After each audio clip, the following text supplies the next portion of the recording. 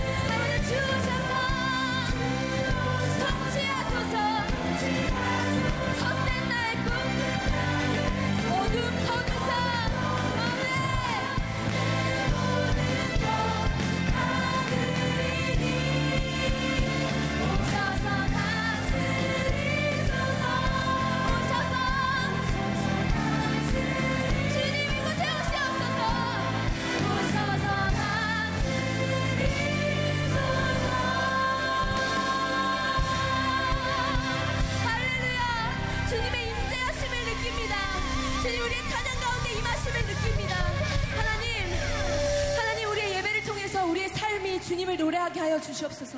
하나님, 그러한 삶을 살아가기를 원합니다. 우리 세상 그 어떠한 말보다 주님이 날 이끄심을 나의 생활이 말하게 하여 주시옵소서. 주님 홀로 영광 받으시길 소망하며 주님 앞에 우리 영광의 박수 올려드리겠습니다. 우리 계속해서 박수하시면서 고백합시다.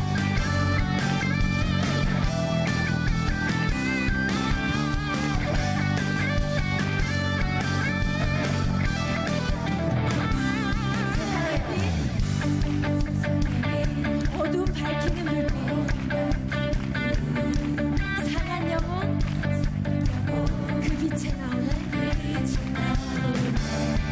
자비의 손,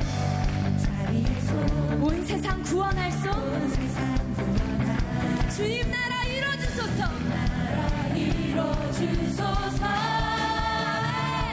주님의 날에 세상의 모든 무릎을 주를 높여 경배케 하소서. 세상의 모든 세상의 주를 사랑한다 말하도록 우리의 젊음 우리의 생명 사용하소서. 이끄소서 주 영광 위에 생명의 물 영혼 살리는 생수 아멘. 가란 영혼 그 샘에 나오는 성령의 불 죄악을 사르는 불 주님 부흥의 불 타게 하소서. 할렐루야. 주님의 날에 세상의 모든 무릎이 주를 높여 경배케 하소서. 세상의 모든 입술이 주를 사랑한다 말하도록 우리의 젊음 우리의 생명 사용하소서.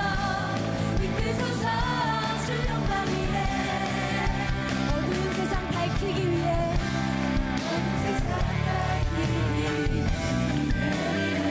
주 하나님 빛으로 날 부르셨네. 주 하나님 빛으로 날 부르셨네. 세상의 모든 무릎이 주를 높여 경배케 하소서. 세상의 모든 입술이 주를 사랑한다 말하도록 우리의 젊음 우리의 생명 사용하소서. 이끄소서 주 영광 위에 한 번 더 고백합시다. 세상의 모든 무릎이 주를 높여 경배케 하소서. 세상의 모든 입술이 주를 사랑한다 말하도록 우리의 젊음 우리의 생명 사용하소서. 우리의 젊음 우리의 생명 사용하소서. 이끄소서 주 영광 위에 할렐루야. 이제 우리 모두 삶을 인도하시는 주님을 느낍니다. 할렐루야. 그 주 하나님만을 바라봅니다. 아멘.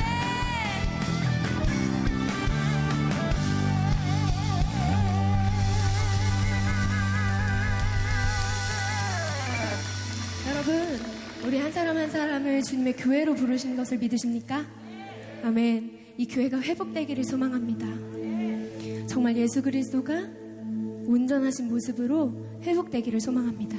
그래서 우리가 밟는 모든 땅이, 우리 선교팀들이 밟는 모든 땅이, 우리 성도 여러분들이 밟는 모든 땅이 예수 그리스도가 전파되는 교회가 되기를 소망합니다. 그래서 세상이 우리를 보고 아, 저곳에 정말 예수님이 계시구나 라는 것을 느끼기를 소망합니다. 이 노래에 그 고백을 담아서 주님께 올려드리겠습니다.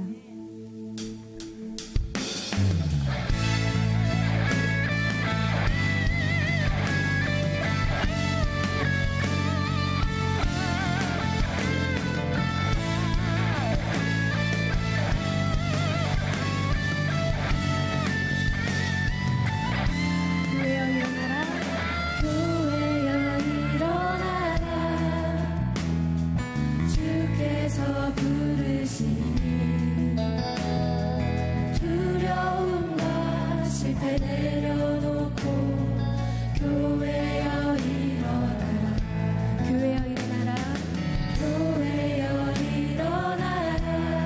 주께서 보내시니 우릴 부르신 삶의 자리에서 교회여 일어나라. 우린 세상의 빛 어둠을 밝히는 하나님의 편지 주를 나타내는 주의 교회 통해 세상이 주를 보리라. 일어나라 아버지 사랑으로 아버지 능력으로 서로 하나 되어 그 빛을 비추라. 노래하라 아버지의 사랑을 아버지의 크심을 이 삶의 노래로 주님을 나타내라. 일어나라.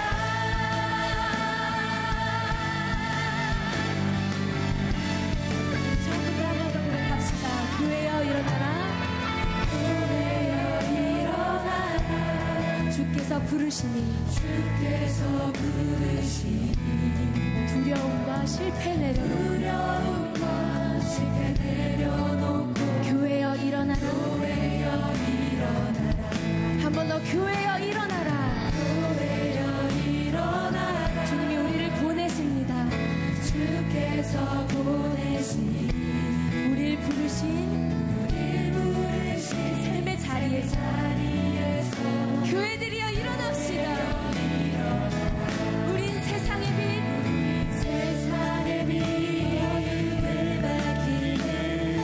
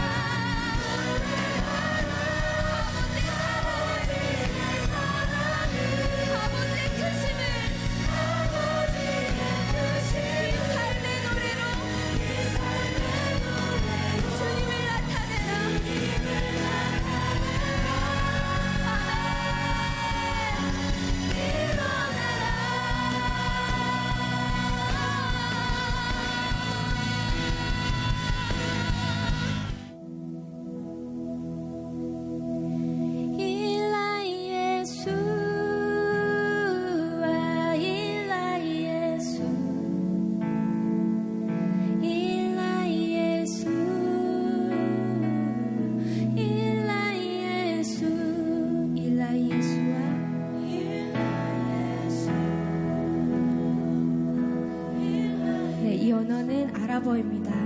아랍어에서는 예수님의 이름을 선포할 수 없는 곳이죠. 그런데도 그곳에는 예수님 당신은 위대하십니다. 당신 한 분밖에 안 계십니다. 이런 고백을 드리고 있습니다. 우리 이 고백을 온전히 주님 앞에 올려드리기를 소망합니다.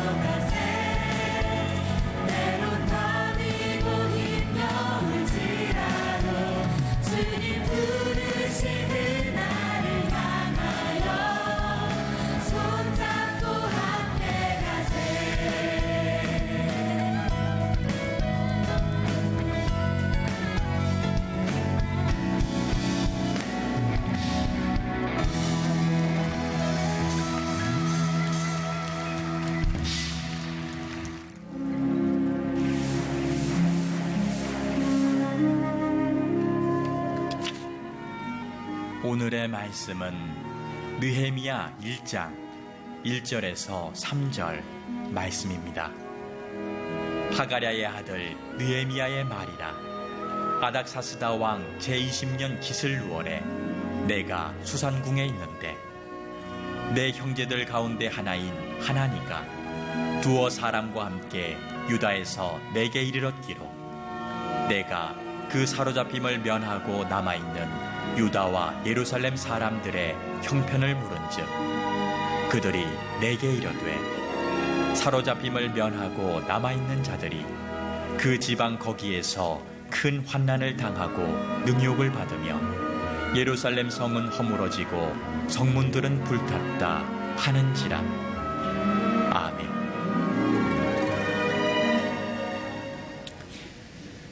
지난 5월 31일 한 고속도로에서 버스와 트럭 이 추돌 사고가 일어났습니다.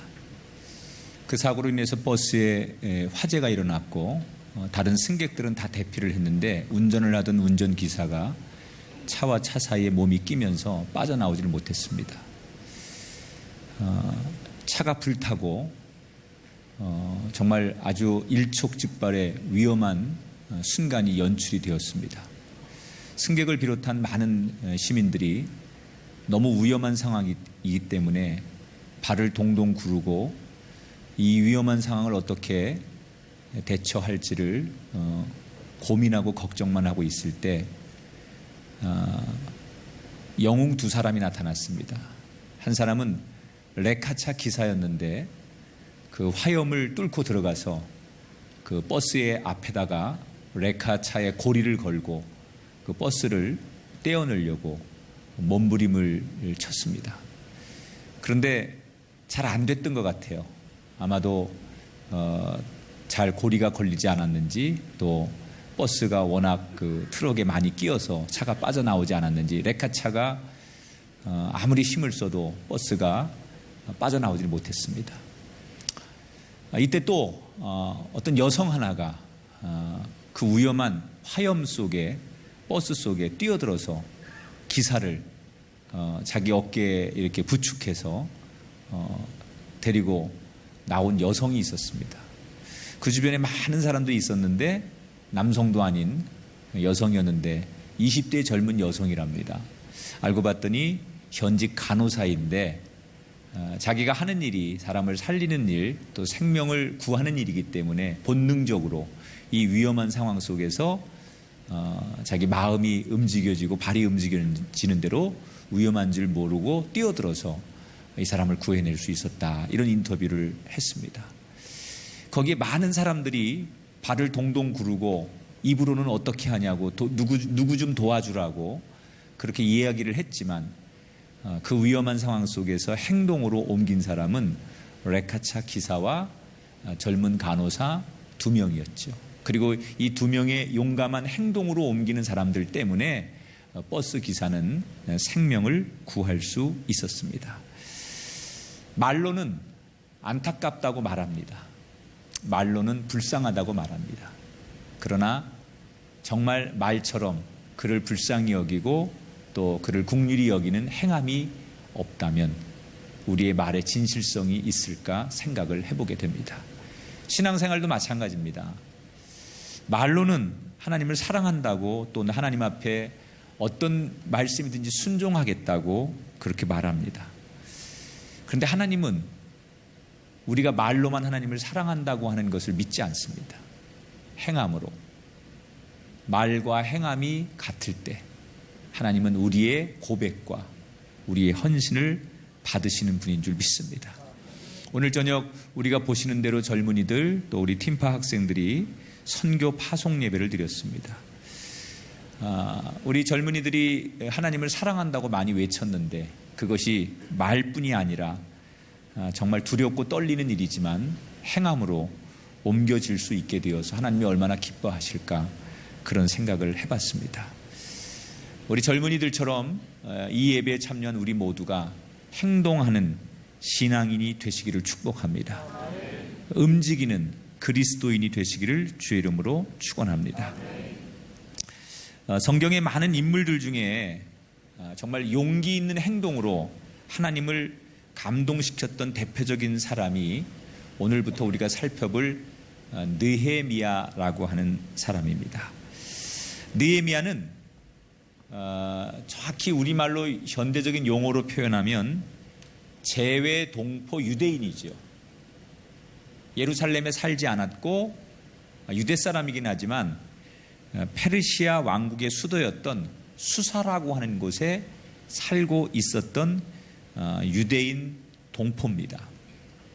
그가 하는 일은 페르시아 왕궁에서 어떤 일을 왕궁 안에서 하고 있었습니다. 나름대로 왕에게나 또 주변의 동료들에게 비록 이방인이지만 신임을 얻는 성실한 사람이 느헤미야였습니다. 그렇게 하루하루 자기에게 주어진 일을 최선을 다하며 살아가고 있던 느헤미야에게 어느 날 조국 예루살렘에서 반가운 손님들이 찾아오게 됩니다. 비록 내가 낯선 외국 땅에서 살지만 늘 조국이 그립고 고향 소식이 그리웠던 느헤미야는 조국에서 자기를 찾아온 반가운 손님들을 만나서 조국에 대한 이야기, 고향에 대한 이야기를 듣게 됩니다. 그런데 대화가 진행될수록 예루살렘에서 온 동포들의 이야기를 들으면 들을수록 가슴이 찡해지고 아무리 눈물을 참으려고 해도 두 눈에 글썽이고 흐르는 눈물을 참을 수가 없었습니다. 그리고 느헤미야가 눈물을 글썽이며 그들에게 이렇게 이야기하죠. 느헤미야 1장 3절 그들이 내게 이르되 사로잡힘을 면하고 남아있는 자들이 그 지방 거기서 큰 환난을 당하고 능욕을 받으며 예루살렘 성은 허물어지고 성문들은 불탔다 하는지라. 조국 예루살렘의 소식을 전해주는데 말로만 듣자 하면 한마디로 처참한 현실, 아주 비극적이고 정말 입에 다 담을 수 없는 고통의 현장을 생생하게 예루살렘에서 온 동족들이 느헤미야에게 전해주는 것. 우리가 지난 시간까지 에스라에 대한 성경을 나눴는데 에스라와 느헤미야는 연결되는 역사책이죠. 느헤미야가 오늘 이 조국에 대한 소식을 듣기 전 바로 13년 전에 페르시아의 왕이 에스라를 예루살렘에 보내면서 왕이 조서를 내렸죠. 내가 너를 예루살렘에 보내는 대신에 예루살렘에서 성전을 재건하는 데 있어서 모든 지원을 이 페르시아 정부에서 하겠다. 이렇게 13년 전에 약속을 받고 에스라가 떠난 거거든요. 그리고 13년의 세월이 흐르면서 어떤 일이 일어났느냐? 페르시아의 왕이 13년 전에 에스라를 보낼 때 그때처럼 예루살렘에 대한 관심이 동일하지 않고 시간이 지나면서 조금씩 지나면서 아무래도 남의 나라 이야기고 과거의 한 약속이기 때문에 그 약속과 예루살렘에 대한 관심이 조금씩 잊혀지고 그래서 관심이 멀어지기 시작했어요. 그러다가 13년이 지나니까 이제는 아예 예루살렘에 13년 전에 약속했던 지원, 행정적, 물질적 지원 이런 것들을 더 이상 하지 않기로 했어요. 물론 공식적인 이유가 있었습니다. 13년 전엔 서류로 내가 지원하겠다라고 왕이 약속을 했는데 13년이 지나면서 어떤 구실을 찾냐면 예루살렘 사람들에게 이 페르시아를 향한 반란의 움직임이 있다.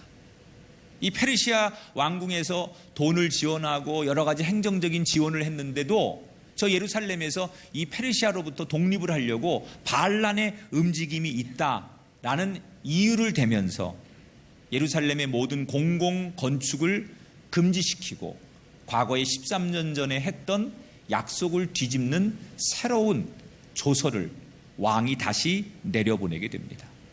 쉽게 말하면 왕이 약속을 번복한 것이고 왕의 지원이 하나 둘씩 끊어지게 되는 것이죠.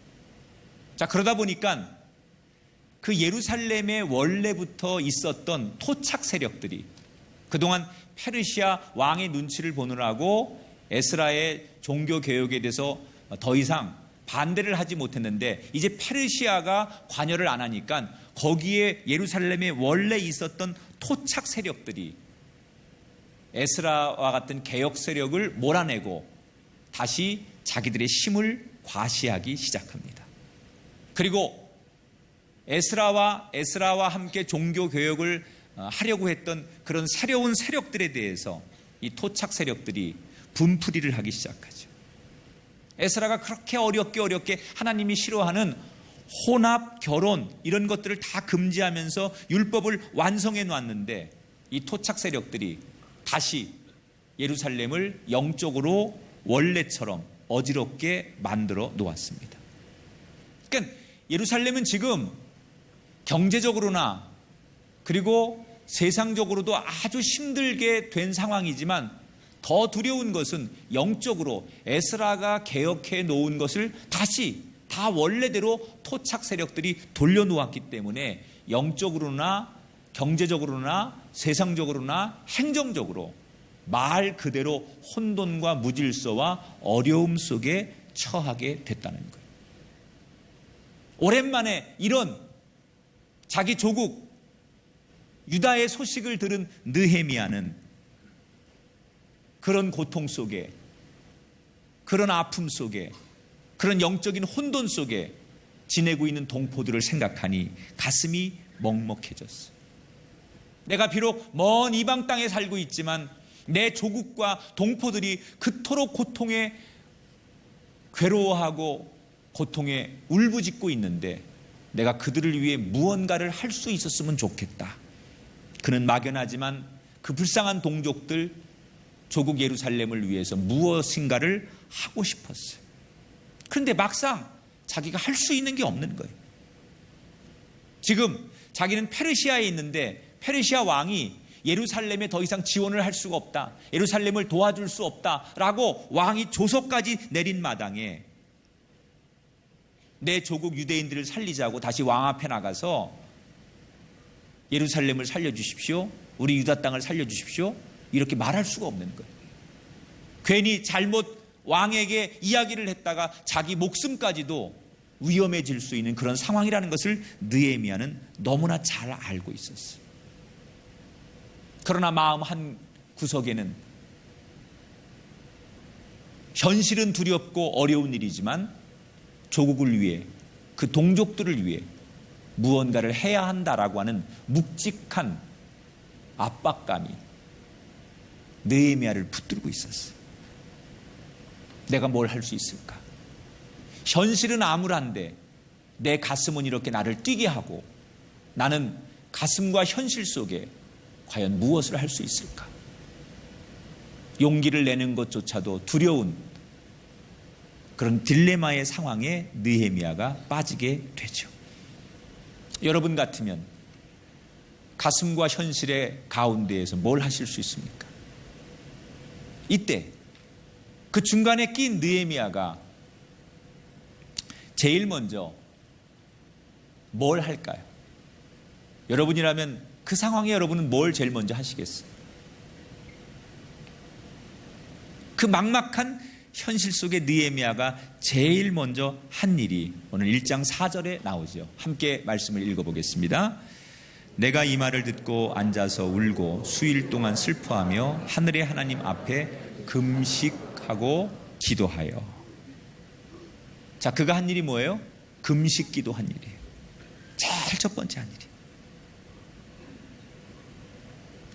우리 젊은이를 비롯한 이 땅의 현대인들이 대개 어떤 프로젝트를 우리가 시작할 때는 제일 먼저 우리가 습관적으로 주변 상황을 좀 알아보고 계획을 잘 짜야 된다고 말해요. 그게 상식이죠. 주변의 여건은 어떻고 그 상황에 맞는 계획을 짜서 그 계획과 플랜대로 움직이는 게 보통 사람들이 일을 처리해가는 과정이고 가장 효율적으로 일하는 방법이에요. 그게 상식이에요. 그런데 느헤미야는 그런 아주 기본적인 상식을 지키지 않고 정말 어처구니 없게 세상 사람들이 들으면 단순 무식한 방법을 선택하죠. 뭘 해요? 금식하며 기도했대요. 왜 느헤미야는 뭔가를 해야 하는 상황 앞에서 상식적으로 움직이지 않고 세상 모든 사람들이 합리적으로 고개를 끄덕일 수 있는 방법으로 움직이지 않고 비상식적인 방법을 선택한 걸까? 물론 그리스도인에게 기도라고 하는 것이 얼마나 중요한 줄 알지만 이 현실 앞에서 느헤미야가 기도가 정말 우선이어야 될까? 왜 그는 보통 사람들이 문제를 처리하는 방법대로 하지 않고 기도부터 한 걸까? 그 이유를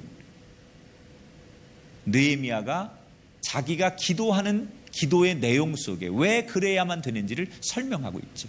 5절부터 9절까지 느헤미야의 기도를 제가 읽어보겠습니다. 느헤미야가 이렇게 기도해요. 하늘의 하나님 여호와여, 크고 두려우신 하나님이여, 만일 너희가 범죄하면 내가 너희를 여러 나라 가운데 흩을 것이요, 만일 내게로 돌아와 내 계명을 지켜 행하면 너희 쫓긴 자가 하늘 끝에 있을지라도 내가 거기서부터 그들을 모아 내 이름을 두려고 택한 곳에 돌아오게 하리라 하신 말씀을 청하건대 기억하옵소서. 이게 느헤미야가 했던 기도예요. 이 기도를 잘 살펴보면 느헤미야는 이렇게 기도하는 거예요. 지금 우리가 과거에 나라를 빼앗기고 우리가 남의 나라의 포로가 되고 민족이 찢어지고 이런 어려움과 고통을 당하는 것이 다 하나님의 뜻 가운데서 일어난 일입니다. 그리고 그 어려움 속에서 우리에게 다시 자유를 주고 나라를 주시고 성전을 세워준 것도 하나님이 허락하셨기 때문에 가능합니다. 하나님의 뜻이 아니면 이 나라가 망하고 이 나라가 서는 것도 하나님의 뜻이 아니면 아무것도 되지 않습니다. 하나님은 언제든지 가장 처참한 상황에서 좋은 상황으로 상황을 바꾸실 수 있는 분이기도 하고 가장 인간들이 만든 화려한 것을 한 번에 무너뜨릴 수도 있는 전능하시고 위대하신 하나님이라는 것을 나는 압니다.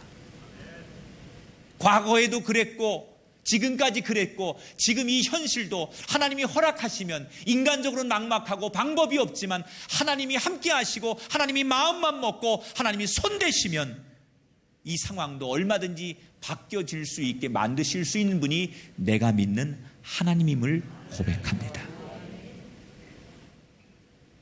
단 한 줄로 요약해서 기도하면 이런 거죠. 한번 따라 합시다. 세상을 주관하시는 분은 오직 하나님 한 분이십니다. 왜 그가 세상 사람들 모두가 동의할 수 있는 지혜를 짜지 않고 상식적으로 접근하지 않고 계획과 플랜을 만들어 사람들을 설득하지 않았을까? 그 이유는 하나예요. 내가 지혜를 내 것을 드러내고 내 생각과 계획을 드러내는 것보다 먼저 하나님의 도움과 하나님의 능력이 임하지 않으면 내 노력, 우리의 노력이 아무것도 아니라는 것을 느헤미야는 자기의 기도 속에 이미 신앙을 고백하고 있었어요.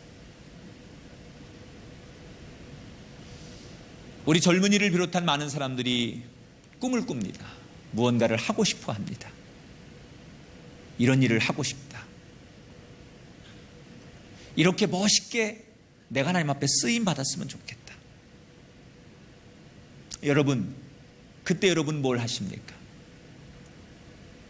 아까 간증한 우리 젊은이가 아주 가슴 뭉클한 묵직한 감동을 전해주는 간증을 했어요. 같은 맥락이라고 생각해요. 상식적으로는 공부해야죠. 지금 더 열심히 대학을 가기 위해서 학원을 다니거나 더 열심히 독서실에 가야 되죠. 그게 세상적인 상식적인 방법이에요. 근데 오늘 본문의 느헤미야가 우리에게 뭘 가르쳐요? 먼저 기도하라는 거예요. 사람들의 조언을 듣고 자료를 찾고 경험을 듣기 전에 기도하고 구하라는 거예요. 왜? 이 세상 모든 만물을 주관하시는 분은 하나님이시기 때문에. 우리가 이렇게 기도해야 돼요. 하나님, 내가 이렇게 되고 싶습니다. 이렇게 되어서 하나님의 영광을 드러내고 싶고 이렇게 해서 하나님 앞에 영광을 올려드리고 싶사오니 주님, 내가 이 일을 감당할 수 있도록 나에게 능력과 지혜를 주시옵소서. 난 여러분들이 여러분의 인생의 계획을 놓고 느헤미야처럼 세상의 방법을 동원하기 전에 하나님 앞에 이렇게 느헤미야처럼 담대하게 신앙의 고백을 담은 기도를 드릴 수 있게 되기를 주님의 이름으로 축원합니다. 정말 세상적으로 능력이 많은 사람일지라도 하나님께서 그를 도와주지 않으시면, 하나님께서 그에게 능력과 지혜를 주시지 않으면 아무것도 될 수 없어요. 그런데 우리가 볼 때 아무 지혜도 능력도 없어 보이지만 하나님이 그를 오른손으로 붙들어 주시고 그와 동행하시면 그 사람이 못할 일이 없어요. 우리가 일전에 살펴봤던 사울과 다윗의 예가 그런 예죠. 사실은 사울은 다윗에 비해서 좋은 조건을 너무나 많이 가지고 있었어요. 인간적으로 보면 그가 훌륭한 영웅이 될 수 있는 소질이 많고 그런 환경과 그런 시작점이 월등했던 사람이 사울이에요.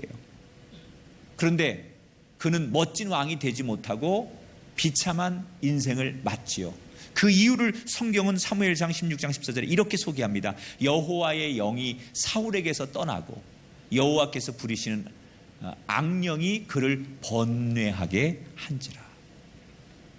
누구보다도 사울은 좋은 조건을 많이 가지고 있지만, 모든 사람들이 기대했던 훌륭한 왕이 될 수 있는 제목이었지만 그 인생에 하나님이 없었기 때문에 그는 모든 것이 두려웠고 아무것도 할 수 없었어요.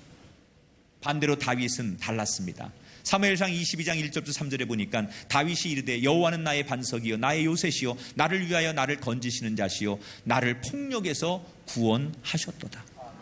사실 다윗은 내세울 스펙이라고 하나도 없었습니다. 모든 사람이 비웃는 사람이었습니다. 그런데 그에게 하나님이 계셨기 때문에 어떤 일을 하든지 담대하게 도전했고 그는 그 일을 이루어낼 수 있었습니다. 여러분은 여러분의 인생에 무엇으로부터 용기를 얻습니까? 여러분이 가지고 있는 돈, 지식, 명예 혹은 인간관계? 아닙니다. 우리에게 용기를 주실 분은 세상적인 것이 아니라 하나님임을 기억하시기 바랍니다. 우리가 세상의 방법을 구하기보다는 하나님의 도움과 능력과 지혜를 구할 때 하나님께서 그 인생을 붙들어 주시고 그 인생을 책임져 주시고 그 인생을 하나님이 동행해 주실 줄 믿습니다. 오늘 저녁에 멋진 선교 여행을 떠나기 전에 헌신하는 우리 젊은이와 틴지파이어 선교사들에게 주의 이름으로 부탁합니다. 여러분이 앞으로 무엇을 하든지 어떤 일을 시행하든지 어느 곳에 가든지 언제든지 먼저 기도하시고 먼저 하나님의 지혜를 구하는 느헤미야가 되십시오.